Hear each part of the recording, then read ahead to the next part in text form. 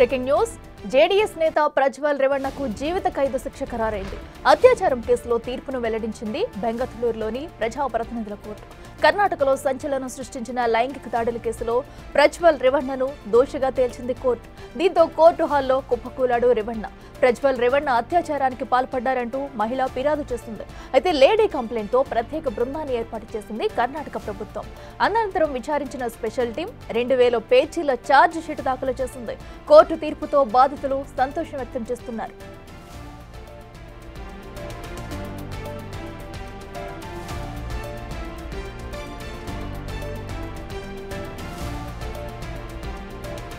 రెటికట్టు JDS నేత ప్రజ్వల్ రేవణ్ణకు ఎట్టకేలకు జీవిత ఖైదు శిక్ష ఖరారు చేసింది ప్రభుత్వం. కోర్టు అయితే ఇక అత్యాచారం కేసులో తీర్పును వెల్లడించింది బెంగళూరులోని ప్రజా ప్రతినిధుల కోర్టు. దీంతో కర్ణాటకలో సంచలనం సృష్టించిన లైంగిక దాడుల కేసులో ప్రజ్వల్ రేవణ్ణను దోషిగా తేల్చింది కోర్టు. సో ఇదివరకు నుంచి కూడా ఇప్పటి వరకు అన్ని కోణాల్లో విచారించింది. ఛార్జ్ షీట్ లో కూడా ఏకంగా 2000 పేజీల ఛార్జ్ షీట్ అయితే దీనిపై దాఖలు చేసింది. సో దీంతో కోర్టు హాల్లోనే కుప్పకూలిపోయాడు ఒక్కసారిగా రేవణ్ణ అయితే. సో అయితే ఇదివరకే శిక్ష తగ్గించాలంటూ కూడా కోరుకున్నాడు. కన్నీటి పర్యంతమైనాడు. అయినా కూడా ఈ కేసులో విచారించిన అనంతరం నిజానిజాలు తెలుసుకున్న కోర్టు అయితే జీవిత ఖైదు శిక్ష విధించింది ప్రజ్వల్ రేవణ్ణకు. సో ఏదైతే అత్యాచారానికి పాల్పడ్డారంటూ మహిళ ఫిర్యాదు చేసింది. సో మహిళ ఫిర్యాదుతో ప్రత్యేక బృందాన్ని ఏర్పాటు చేసింది కర్ణాటక ప్రభుత్వం. సో అప్పటి నుంచి ఇప్పటి వరకు కూడా విచారణ అయితే అన్ని కోణాల్లో జరిపింది. సో విచారించిన స్పెషల్ టీం ఇంకా 2000 పేజీల ఛార్జ్ షీట్ అయితే దాఖలు చేసింది. కోర్టు తీర్పుతో మరో పక్కన బాధితులైతే సంతోషం వ్యక్తం చేస్తున్నారు.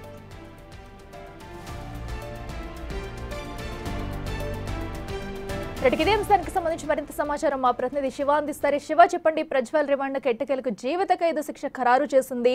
సో దీంతో ఎలాంటి అంశాలను అయితే పరిగణలోకి తీసుకున్నారు? ప్రధానంగా ఛార్జ్ షీట్ లో ఏముంది? డీటెయిల్స్ ఏంటి?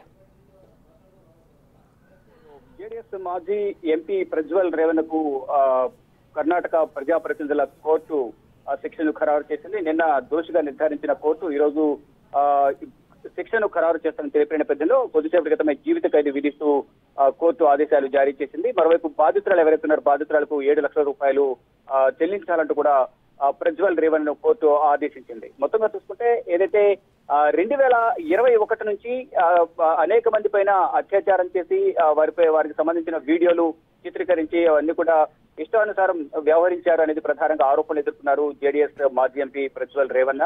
దానికి సంబంధించిన వీడియోలు కూడా వందల సంఖ్యలో అశ్లీల వీడియోలు కానీ అతను లైంగిక దాడి చేసే సమయంలో తీసిన వీడియోస్ ఇవన్నీ కూడా సోషల్ మీడియాలో కూడా వైరల్ అయ్యాయి. దాని తర్వాత కోర్టుకు వెళ్లి ఆ వీడియోస్ అన్ని కూడా బయటకు రాకుండా చూడాలంటే కోర్టుకు కోరిన నేపథ్యంలో అవన్నీ కూడా సోషల్ మీడియాలో ఆపేసిన పరిస్థితి కనిపిస్తోంది. మొత్తంగా ఈ 2024లో లోక్సభ ఎన్నికలు జరిగిన తర్వాత ఆ సమయంలోని ఎన్నికలు జరిగిన తర్వాత అనేక ఆరోపణలు వచ్చిన నేపథ్యంలో ఇటు బెంగళూరును విడిచి జర్మనీకి పారిపోయారు ప్రజ్వల్ రేవణ్ణ. ఆ తర్వాత నెల రోజుల వ్యవధిలోనే మళ్ళీ తిరిగి తీసుకొచ్చిన తర్వాత సిట్ ప్రత్యేక దర్యాప్తు బృందం సిట్ బెంగళూరు ఎయిర్పోర్ట్ లోనే ప్రజ్వల్ రేవణ్ణ అదుపులోకి తీసుకుని విచారించిన తర్వాత కోర్టు ఆదేశాలతో జ్యుడిషియల్ కస్టడీకి పంపించారు. 14 నెలల నుంచి ఆయన కర్ణాటకలోని పరపణ అగ్రహార జైల్లో శిక్ష అనుభవిస్తూ ఉన్నారు. ఇక నిన్న శిక్ష ఖరారు చేసిన నేపథ్యంలో అంటే నిన్న దోషిగా నిర్ధారించిన నేపథ్యంలో ఈరోజు శిక్షణ ఖరారు చేశారు. ఇటు సిట్ బృందం కూడా దాదాపు 2000 పేజీల వరకు కూడా ఛార్జ్ షీట్ దాఖలు చేసింది.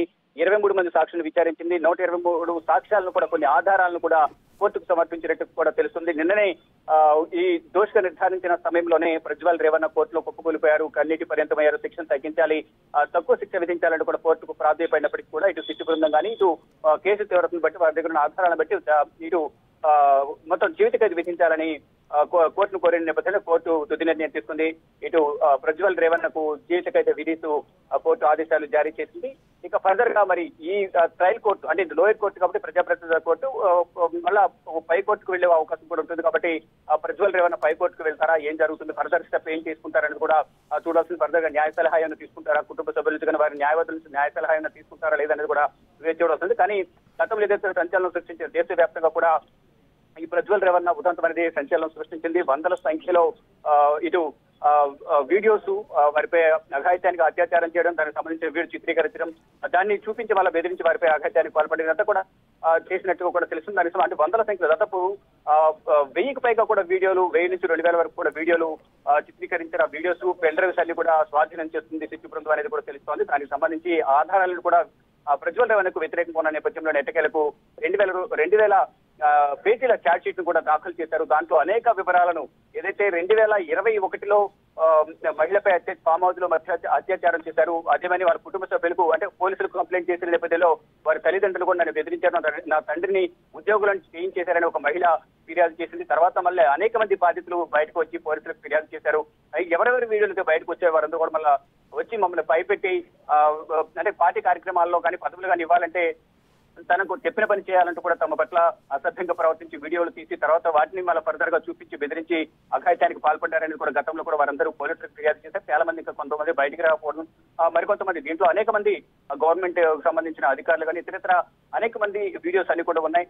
ఎట్టకేలకు ఈ వందల సంఖ్యలో వీడియోలు బయటికి రావడం, దాని తర్వాత కేసు దర్యాప్తు అనేది కర్ణాటక ప్రభుత్వం సీరియస్ గా తీసుకుని ఇటు సిట్టు బృందాన్ని ఏర్పాటు చేయడం కానీ సిట్టు బృందం ఇటు లుకౌట్ నోటీసులు కూడా జారీ చేసింది. అయినప్పటికీ కూడా ఇటు జేడీఎస్ మాజీ ఎంపీ ప్రజ్వల్ రేవణ్ణ విదేశాలకు పారిపోయారు. ఎప్పుడైతే 2024 లోక్సభ ఎన్నికలు జరిగాయో అదే సమయంలో ఈ వీడియోలకు సంబంధించిన ప్రచారం జరిగింది. తర్వాత అతను సిట్టు బృందం ఏర్పాటు చేస్తారని ప్రచారం జరగడంతో వెంటనే అక్కడి నుంచి పారిపోవడం, తర్వాత నెల వ్యవధిలో తిరిగి రావడం, తర్వాత అది సిట్టుకు ఈ కేసును అప్పగించిన తర్వాత సిట్టు దర్యాప్తు బృందం కూడా దర్యాప్తును వేగవంతం చేసింది. అనేక మంది బాధితులు ఎవరుతున్నారో వారి నుంచి సేకరించిన ఆధారాలు కానీ వారి ఇచ్చిన వాంగ్మూలం కానీ ఇవన్నీ కూడా రికార్డ్ చేసిన తర్వాత ప్రజ్వల్ రేవణ్ను జ్యుడిషియల్ కస్టడీకి పంపించారు. పంపించిన తర్వాత 14 నెలలుగా కూడా కర్ణాటక జ్యుడిషియల్ అక్కడ కస్టడీలో భాగంగా జైల్లో ఉంటూ ఉన్నారు. ఇప్పుడు ఫైనల్ గా నిన్న శిక్ష ఖరారు చేసిన నేపథ్యంలో అంటే నిన్న దోషిగా నిర్ధారించారు. శిక్ష ఖరారు చేసిన నేపథ్యంలో ఫర్దర్ గా ప్రజ్వల్ రేవణ్ణ ఫర్దర్ స్టెప్ ఏ విధంగా ఉంటుందనేది కూడా చూడాల్సి ఉంటుంది.